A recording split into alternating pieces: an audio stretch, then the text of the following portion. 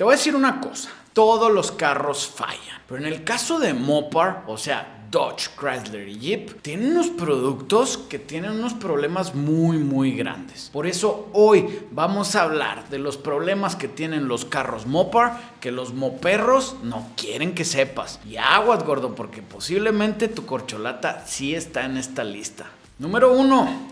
La Ram 1500 con el motor 4.7 litros V8. O bueno, la verdad es que cualquier porquería de Mopar que traiga el motor 4.7 litros V8. Los que me conocen saben que yo siempre trato de evitar este motor, porque la verdad es que lo considero que es muy malo. Me ha tocado verlos fallar por cosa de nada, en serio. No duran ni los 100,000 kilómetros las mugres. Y es que la verdad es un motor que tiene muchos problemas. Y en general las Rams también, pero la mayoría de los problemas de las Rams son problemas con los que puedes vivir y seguir trabajando o seguir moviéndote. Pero en el caso del 4.7, estos problemas te van a dejar tirado, gordo. Primero, estas trocas son súper lentas. Aparte, el consumo da risa, en serio. Este es uno de esos casos que dice, corre como si trajera 6 cilindros, pero gasta como si trajera 12. Y es que aquí el problema es que el motor no produce el suficiente torque ni la suficiente potencia para mover tremenda marranés de camioneta. Cosa que dices, bueno, si ese es el único problema, pues ni modo, me aguanto, era para lo que tenía, pero no.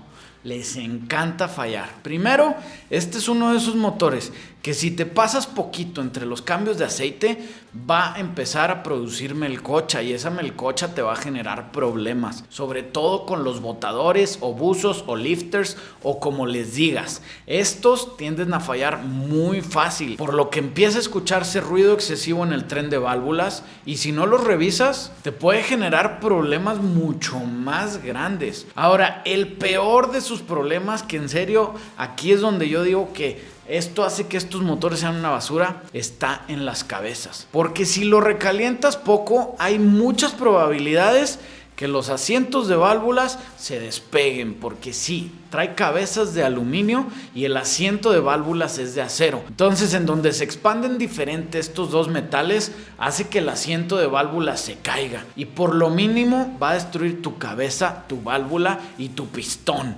Y eso puede generar que se destruya tu motor por completo. Y lo que más me da coraje es que Mopar le puso este motor a muchos de sus productos justo antes de empezar la transición al Hemi. Se lo pusieron a las Rams, se lo pusieron a las Cherokees, se lo pusieron a las Commanders, se lo pusieron a las Dakotas. Y la verdad, cualquiera de estas camionetas que tenga un motor 4.7 V8, aléjate de ella, gordo. Número 2. Jeep Wrangler Unlimited JK, del 2007 al 2008. Este me da muchos sentimientos encontrados porque la verdad, posiblemente, aunque lo esté poniendo en la lista de los más malos, es uno que como quiera yo me compraría. Y es que si nos vamos a tantita historia, el Jeep Wrangler JK vino a suplir uno de los autos de off-road más legendarios, que es el Jeep TJ. Y los Jeep TJ los conocemos exactamente por eso. Podías ir a donde sea de manera muy confiable. Entonces, cuando entró el JK, todos nos emocionamos porque pensábamos que iba a ser mucho mejor que el TJ. El problema es que aparte del 2 puertas como el JK, también decidieron sacar el Unlimited, que era 4 puertas. Y aquí empezaron los problemas. Porque estos Jeeps venían mayormente con un motor de 6 cilindros de 3.8 litros que Mopar lo sacó de las minivans. Y la verdad, este motor es muy confiable y es muy buen motor para las minivans. Pero en el caso de los Jeeps, que es un carro que sí o sí vas a modificar y las primeras modificaciones que le quieres hacer va a ser quererle poner suspensión más alta y llantas más grandes, este motor dejaba muchísimo a desear. La verdad, los Jeeps se sienten con muy poca potencia y por eso hace que las transmisiones se sobretrabajen y las transmisiones empiezan a fallar duro. En serio, si te gusta manejar en carretera y traes un Jeep Wrangler JK Unlimited, Unlimited modificado, lo más seguro es que tu motor no tenga el torque suficiente para mantener la velocidad. Con una pendiente pequeñísima vas a tener que empezar a hacer downshift y la transmisión se va a empezar a volver loca con tal de mantener la velocidad hasta que se recaliente. Y en el caso de recalentarlas, pues lo mejor que te podía pasar era que la transmisión se destruía, pero había casos con los JK que las transmisiones por sobrecalentamiento empezaban a fugar aceite por todos lados andando y esto podía traducirse en fuego. Ahora, te digo que como quiera me lo compraría porque este Jeep sigue siendo uno de los mejores productos para off-road que salían en esos años. Y en serio, si te quitas el miedo de modificarlo, puedes hacer algo que te vas a divertir muchísimo. Ahora vamos a ser sinceros, todas las personas que compran un Jeep tienen la idea de que lo van a modificar. Y lo otro bueno que tienen estos carros es que aunque tienen esos problemas, son carros que mantienen mucho su valor. No importa si los comparas con algo muy parecido como una Grand Cherokee que puede tener capacidades parecidas para el off-road, el Jeep va a mantener su valor mucho mejor que los otros productos. Por eso, aunque no es muy bueno, no es muy divertido de manejar y no es muy práctico, creo que es un carro que sí me compraría. Número 3, el Dodge Caliber del 2007 al 2013. Los Calibers tienen varios problemas. El primero y el menos importante es que están horribles, güey. No sé cómo a alguien se le ocurrió ir a una agencia a decir que quería una chingadera de esas. Ni siquiera el SRT se salva. Están feos como ellos solos. Pero bueno, ese es un tema subjetivo y de gustos que por eso lo puse como el tema menos importante. Lo que sí es importante es que en esos años Mopar le puso a los Calibers las infames transmisiones CVT, que fallan muchísimo. No tanto como las de Nissan, que si quieres te puedes ir, aquí está el video de los peores Nissan, pero en serio, las CVT de Mopar son bien latosas y lo hacen que sea un vehículo muy poco confiable. Aparte de eso, parece que no le invirtieron absolutamente nada en los materiales. Todo estaba lleno de plástico y aparte de que era muy plasticoso, era muy corriente. Y en general, Mopar no estaba pensando en hacer que estos carros fueran para durar. Los soportes de transmisión y de motor se acaban a cada rato. Las suspensiones son bien latosas de trabajar e igual las refacciones duran muy poco. Y lo peor es que se devalúan durísimo. De hecho, si te fijas, ya no ves muchos Calibers en la calle. Y eso ya sabes por qué es. Porque lo más seguro es que están todos en el kilo. El único que se alcanza a salvar aquí un poquito es el SRT, que venía con un 4 cilindros turbo y una transmisión manual de 6 velocidades, que si la aplicas bien, puedes hacer un buen sleeper. Pero en general, son carros que yo no te recomiendo para nada. Número 4. La Jeep Commander. Y esta troca es una de esas que parece ser una buena idea. Porque a mí en lo personal me gustan, están bonitas, se ven espaciosas, se ve que puedes modificar y hacer algo divertido. Pero la realidad es que son muy malas trocas. Y es que aquí entra un concepto que yo siempre les he enseñado. Si estás buscando un carro, primero te tienes que poner a buscar cómo está el mercado. Y en el mercado tú vas a ver que hay ciertos carros de ciertos segmentos que están mucho más baratos que su competencia en los mismos años. Entonces cuando tú ves algo así, tienes que tratar de deducir por qué es. Pero la mayoría de las veces es porque esos carros son un problema y la persona que lo está vendiendo prefiere perder dinero que quedarse con el problema. Y este es el caso exacto de las Jeep Commander. Tú las ves, están bien baratas y dices, oye, pues es que un carro parecido del mismo segmento, de los mismos años, me puede costar casi hasta el doble. Entonces puede ser una buena idea la Commander. Pero no, porque al final lo único que vas a hacer es comprar un problema que después, ¿qué crees? Te vas a tener que deshacer de él de la misma manera, malbaratándolo. Por eso esa es una de las primeras red flags, como dice la chaviza ahora, que debes de ver. Si un carro está más barato en el mercado de lo que otros en el segmento, aléjate de él, güey. Y es que el problema con las Commanders es que son bien corrientes. Primero, venían con motores 6 cilindros que muy apenas podían hacer que esta camioneta avanzara.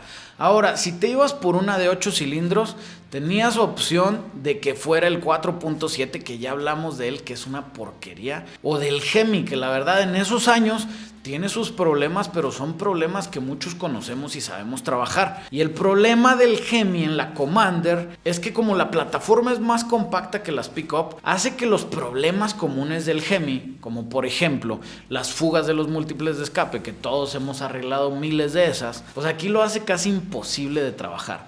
Para tener que quitar un múltiple de escape de una Commander, te vas a tardar 3 o 4 veces más que quitar el múltiple de escape del Hemi de una RAM. Por eso lo hace una malísima idea. Además de eso, venían con una caja de transferencia que tenía un cople viscoso que era famoso por tener fallas prematuras. Y aparte, son bien corrientes. Y aquí te voy a hacer una apuesta, gordo. Si acaso tú tienes una corcholata de estas que tiene quemacocos, te apuesto lo que quieras a que se le mete el agua, güey. Y por todo eso, y por los corrientes, por los plasticosas, por lo fallentas, por lo que no se mantienen en el mercado, es una camioneta que realmente yo no te puedo recomendar. Bonus, el Dodge Viper. El Dodge Viper, sin duda alguna, es uno de los productos más icónicos de la historia de todo Mopar. Y es que a finales de los 80, a Mopar se le ocurrió hablarle, ¿a quién crees? A Carroll Shelby y decirle que querían hacer un auto deportivo para competir con el Corvette y otros superautos. Y Carroll Shelby les dijo, yo les ayudo. Y por eso salió el Dodge Viper a principios de los 90. El tema del Dodge Viper es que, aunque no tiene muchos problemas de confiabilidad, son carros de bajos números que se aprecian mucho, es un carro que te quiere desvivir. Y es que agarra la onda. El Viper original no tenía vidrios, no tenía chapas de puertas, no tenía techo. ¿Tú crees que iba a tener control de tracción y control de estabilidad? No, gordo. Y lo que sí tenía era un V10 con muchísimo torque en bajas revoluciones y una transmisión manual de 6 velocidades, lo que lo convertía en toda una aventura de manejar. Aquí es en donde se diferenciaba un buen piloto de un piloto amateur, porque el Viper se iba a aprovechar de todas tus fallas como piloto, las iba a exagerar y posiblemente te iba a partir tu mandarina. Por eso que eran tan peligrosos, tienen que estar en esta lista de los peores Mopar. Lo que sí es que también deben de estar en la lista de los mejores, porque son unas delicias de carros. Y es que si nos ponemos a pensar y ser sinceros, ¿qué prefieres? ¿Que te cargue el payaso en tu Aveo a 50 kilómetros por hora? ¿O que te vayas a Valhalla al festín eterno con Odín, Thor y todos los demás vikingos por haberte desvivido en un Viper a 300 kilómetros por hora? Pásame mi pinche hacha, güey. Ahorita ya me estoy haciendo vikingo, güey. Y número 5, y la que todos están esperando en esta lista y todos saben que tiene que estar aquí, la Dodge Journey 6 cilindros. Pongo las 6 cilindros porque realmente la 4 cilindros tiene la mayoría de los problemas aquí, menos los del motor. Lo que sí es que la 4 cilindros pues tenía muy poca potencia para mover ese tamaño de camioneta. Y es que la verdad a mí la Journey me parece un producto atractivo de Dodge porque fue como que hacer una mamavan un poquito más varonil. Entonces tenía sentido como que si es tu único coche familiar, pues no te da pena andar en la mamavan, ¿verdad? Digo, uno que es vato y tiene masculinidad frágil. Incluso la RT se me hacía que estaba bien bonita. Pero esta troca no tiene algunas cosas malas, tiene muchas, güey. Le fallaba hasta el aire que traía dentro de las llantas, mamón. Che madre, no exageres, Memo, no exageres, contrólate. Pero ya ahora sí, ¿qué tiene de malo la Journey? Voy a tener que leer del guión porque en serio son tantas cosas que no me las puedo aprender, así que ahí les va. Primero, tiene serios problemas con el tren de válvula. Los balancines destruyen los valeros, lo que ocasiona que posiblemente tu árbol de leva se destruya. Así que si te va bien, lo alcanzas a escuchar, cambias el balancín rápido o vas a tener que cambiar todos los balancines, todos los botadores y todo el árbol de levas. O sea, prácticamente el tren de válvulas completo. Siguiente, la bomba de dirección hidráulica falla. Cosa que lo mismo, si no la cambias rápido, va a hacer que la cremallera falle. Siguiente, la bomba del agua es bien común que empiece a fugar. Y si no te das cuenta y no la arreglas, te vas a chingar el motor, gordo. Siguiente, los valeros delanteros se desgastan prematuramente y hace que los tengas que cambiar seguido. Los rotores de freno se enchuecan fácilmente, por lo cual va a hacer que tengas vibraciones. Los puedes rectificar varias veces, pero va a llegar el punto en que los vas a tener que cambiar mucho más rápido que en otros productos. Siguiente, tiene problemas electrónicos. Con el infoentretenimiento, la llave deja de detectar el chip, también falla la caja de fusibles y el relevador de gasolina, cosa que esto pasa en casi todos los Dodge de esos años. Y ya como la cereza del pastel, el núcleo de la calefacción también falla. Entonces posiblemente cada año en invierno vas a ver que tu calefacción no sirve y vas a tener que cambiar el núcleo. La pregunta con las Journey no es qué les falla, sino más bien es qué les jala estas chingaderas, güey. Y en serio, te prometo que esta lista quedó muy corta. Pudimos haber puesto aquí un montón más de corcholatas. Porque Mopar nos ha dejado buen material de dónde sacar carros malos. Pero bueno, hasta aquí llegamos. Espero les haya gustado. Y díganme con qué marca sigo. Hay varias razas que quiere que nos metamos con los premium. O sea, Audi y BM.